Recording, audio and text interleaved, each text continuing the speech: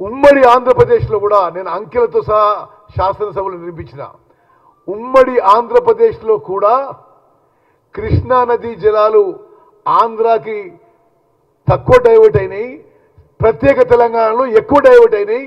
ఇది కేసీఆర్ అసమర్థత.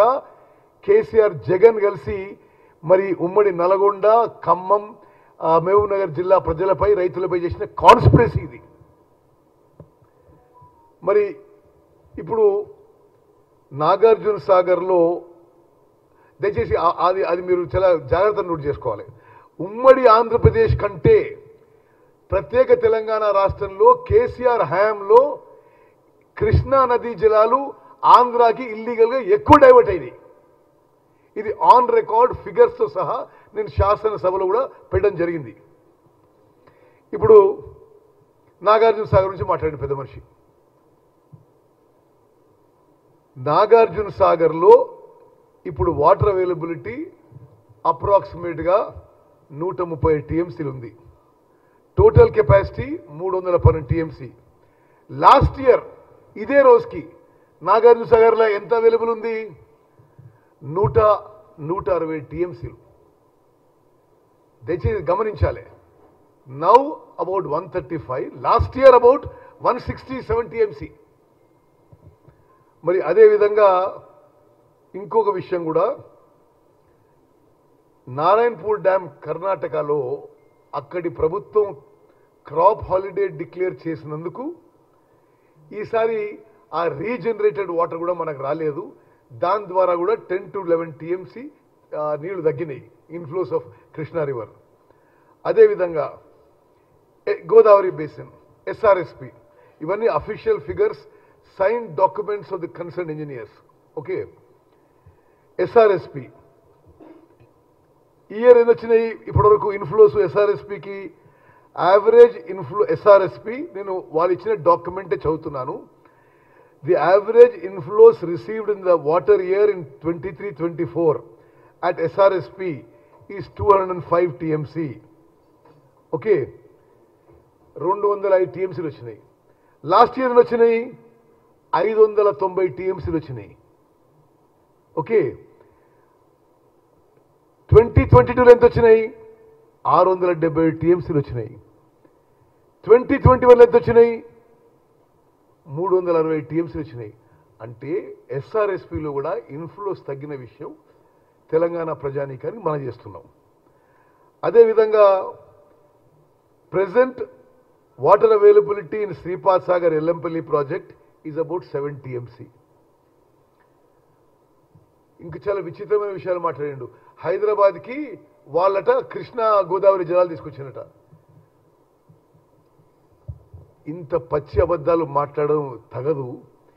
కృష్ణా నుంచి, గోదావరి నుంచి హైదరాబాద్కి నదీ జలాల ప్రాజెక్టులు గత కాంగ్రెస్ ప్రభుత్వాలు మంజూరు చేసి పనులు మొదలుపెట్టిన విషయం కూడా నేను మీకు మనవి చేస్తున్నాను.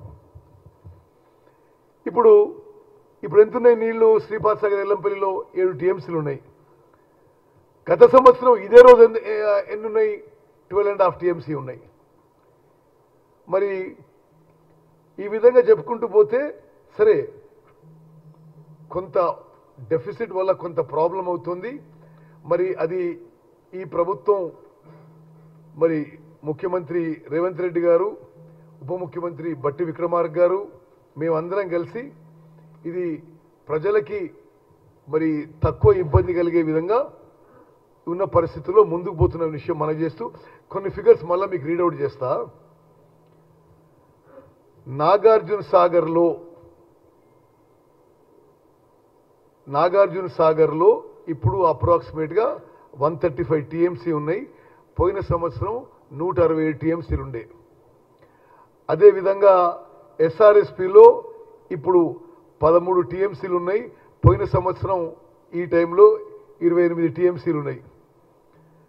అదేవిధంగా మిడ్ మానేర్లో ఇప్పుడు 7 టీఎంసీలు ఉన్నాయి. పోయిన సంవత్సరం ఇదే టైంకి 20 టీఎంసీలు ఉన్నాయి.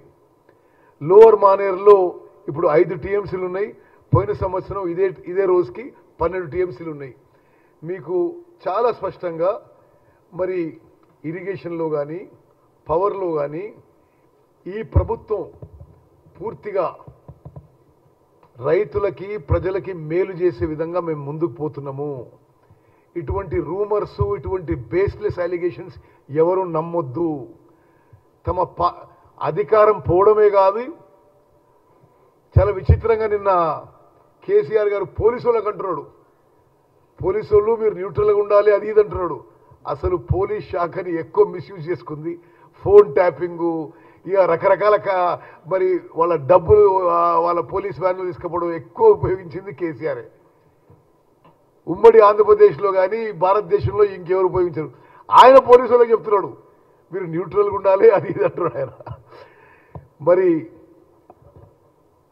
ప్రభుత్వం కోల్పోయి ఒక నిస్పృహలో, ఒక ఫ్రస్ట్రేషన్లో, ఒక డిప్రెషన్లో